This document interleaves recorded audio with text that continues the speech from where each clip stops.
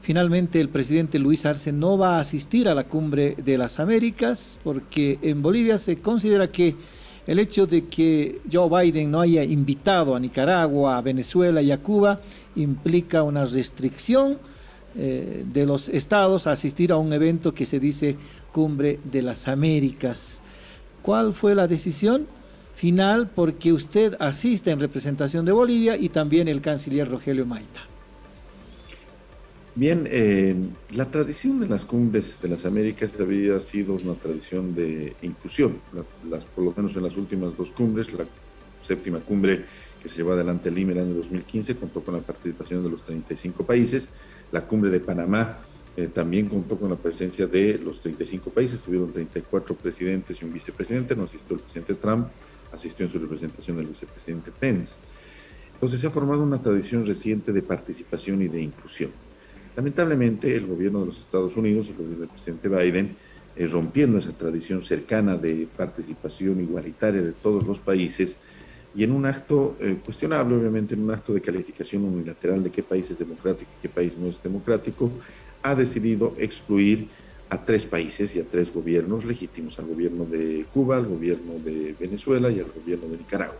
Y con ellos ha excluido a los estados, ha excluido a los pueblos de estos países, que al igual que los otros pueblos de América tienen todo el derecho de participar en este tipo de eventos, que deben ser totalmente en base a los principios y fundamentos que hacen a la integración de los países, la autodeterminación de los pueblos, el principio de no intervención.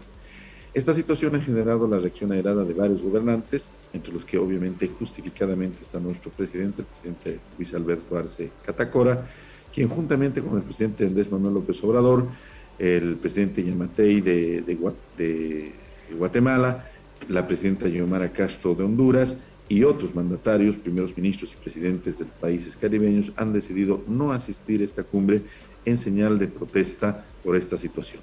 Esto no quiere decir que Bolivia, un país que ha sido legalmente invitado a este evento, yo mismo he recibido la invitación en unas instalaciones de la Casa Blanca hace algunos días, no vaya a participar al nivel que corresponda. Y en ese entendido, Bolivia de tener una presencia, de tener una voz, de tener una palabra como país miembro de las Américas, como país que ha sido partícipe de esta invitación, y esta representación ha de estar a la cabeza del jefe de la diplomacia boliviana, el canciller Rogelio Maita Maita, y mi persona, quienes conjuntamente el equipo técnico que hemos venido trabajando esta serie de documentos y esta serie de planteamientos correctos en nombre de Bolivia, vamos a participar el día de hoy y hasta el día viernes de esta novena cumbre de las Américas, llevando por supuesto la voz de protesta del presidente y del gobierno y del pueblo boliviano sobre esta exclusión injustificada en la que ha incurrido lamentablemente los Estados Unidos de América.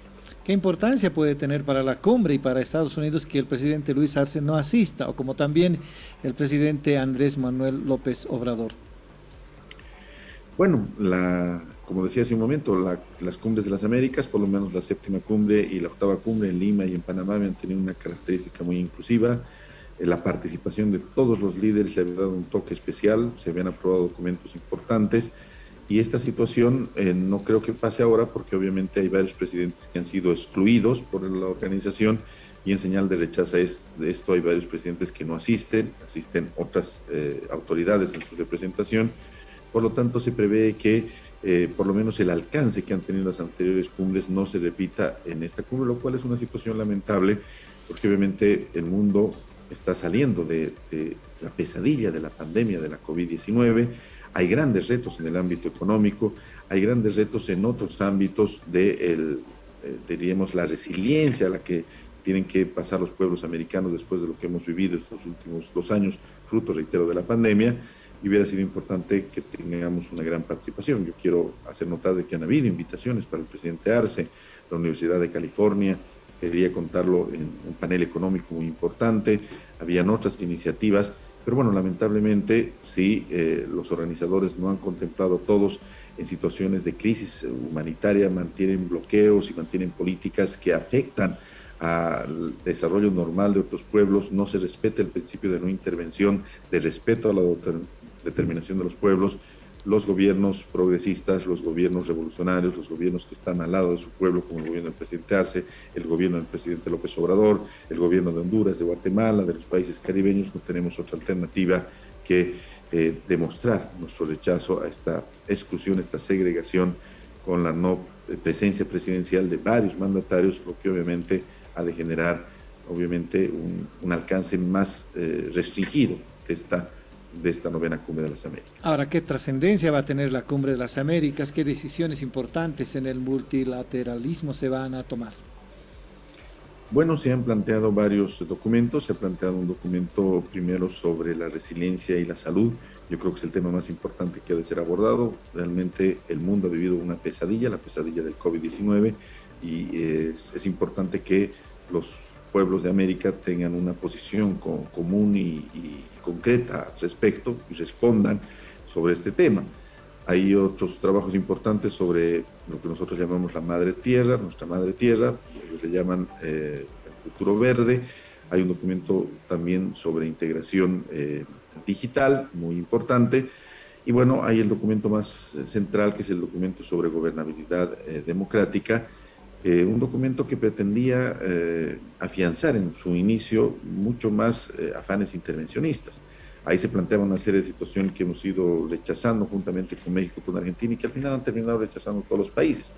Había la iniciativa de generar un alto comisionado para la defensa de la democracia, seguramente un acólito del señor Almagro, que en nombre de la Secretaría General y de sus intereses mezquinos va y califique qué país es democrático o no. Nos hemos opuesto, esa situación ha salido, se han eliminado una serie de situaciones nocivas y más bien se han incluido elementos favorables como esta propuesta de Bolivia, que finalmente ha tenido un gran consenso, ha sido la única inclusión aplaudida, literalmente. Ha habido un gran aplauso, un cerrado aplauso en la sala del GRIC cuando se ha aprobado este mandato específico para que las misiones de observación electoral dejen de manipular los resultados electorales y sean, como su nombre lo dice, como está en este párrafo 2G que yo lo publiqué hace algunos días en las redes sociales, sean independientes, imparciales, objetivas, garanticen el acceso a la información pública y finalmente respeten la soberanía de los estados.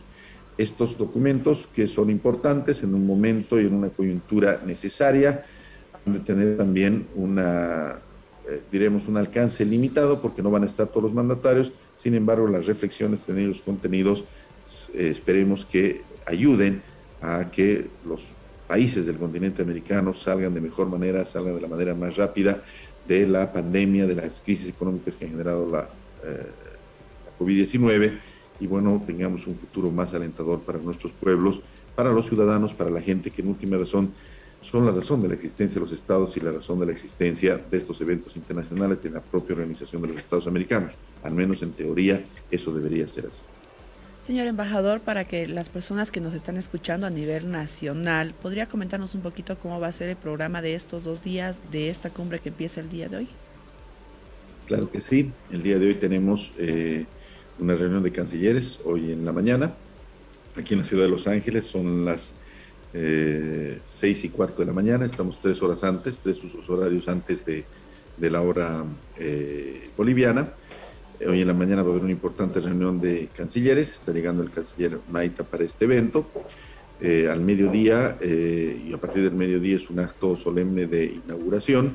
Y bueno, mañana ya empieza el trabajo en las plenarias. Hay varias reuniones bilaterales también que van a sostener los estados, paralelamente a las reuniones plenarias. Y ahí es donde los países obviamente han de dejar escuchar su voz, y la cumbre concluirá con la firma de los documentos y una declaración que se dará el día viernes, seguramente en horas de la tarde. En todos estos actos, en todos estos eventos, Bolivia ha de dejar sentada la posición de rechazo, de no compartir la exclusión de países y gobiernos legítimos, legalmente constituidos, atentar el principio de no intervención, pero también vamos a participar en otras áreas importantes, propuestas y experiencias muy importantes en el ámbito económico, muy importantes en el ámbito de la salud. Bolivia es un país reconocido internacionalmente por el manejo económico. Somos el país que tiene menor inflación en las Américas, somos una referencia en las Américas.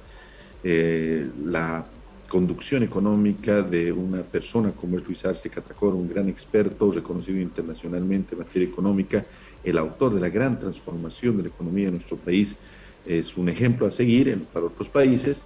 Tenemos también elementos importantes que avanzar en el respeto a la madre tierra, el respeto a nuestra naturaleza, el respeto a los elementos que Bolivia también ha venido defendiendo, no solamente en este foro regional, sino también en otros foros como la Organización de Naciones Unidas. Han de ser llevados adelante en todas las propuestas que Bolivia haga a la cabeza del canciller Rogelio Maynard. Embajador, ¿qué propuestas tiene Bolivia? ¿Y no será que la inasistencia de Luis Arce a la Cumbre de las Américas puede evitar contactos bilaterales como tienen otros mandatarios programados para estos días? No, en absoluto. Hay una serie de reuniones bilaterales que se van a llevar adelante a nivel de cancilleres con varios países. Yo voy a esperar que llegue el canciller para que él sea el que haga el anuncio. Y hay una actitud muy proclive a la participación de Bolivia. Bolivia, reitero, ya desde el gobierno del presidente Evo Morales, desde que instauramos la denominada diplomacia de los pueblos, es un país ampliamente solicitado, es un país ampliamente requerido. Nuestra voz es escuchada, nuestro ejemplo es seguido. Las grandes transformaciones que hemos construido en nuestro país en más de 15 años de este proceso de revolución democrática y cultural, lamentablemente con la interrupción de un año del golpe de Estado, siguen siendo una referencia en la región, siguen siendo una referencia en las Américas, y eso hace que Bolivia tenga siempre una voz y un peso específico muy importante, que en este caso debe ser defendido por mi persona y el canciller.